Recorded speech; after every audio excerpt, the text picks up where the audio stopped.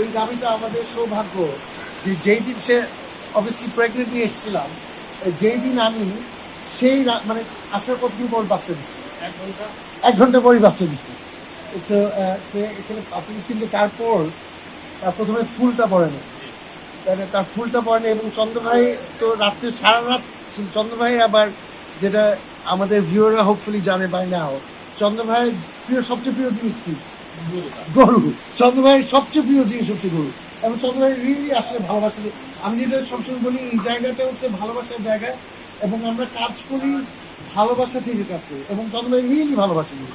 তো চন্দ্র ভাই সারা রাত তার সাথে ছিল, তার পাশে ছিল। চন্দ্র ভাই কিন্তু আমাদের রিপোর্ট দিচ্ছে যে স্যার ফুল পড়ে নাই।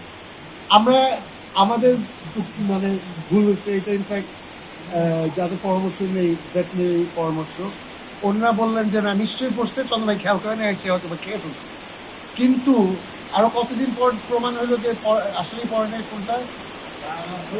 আরো 10 দিন পর, আরো 7-8 বা 10 দিন হতে পরে, কারণ তার ওটা দুর্গন্ধ যুক্ত সে পেশাবের সাথে বেরোচ্ছিল, এবং তার পেটে তো ওইটা পচে যাচ্ছিল।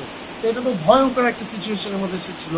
তা আলহামদুলিল্লাহ অনেক কষ্ট করে, অনেক 2টা ডাক্তার বা 3টা ডাক্তারের পরামর্শ নিয়ে, মানে বিভিন্নভাবে চিকিৎসা করে, অনেক চিকিৎসা করে আলহামদুলিল্লাহ এখন সে প্রায় পুরো সুস্থ। তাই করে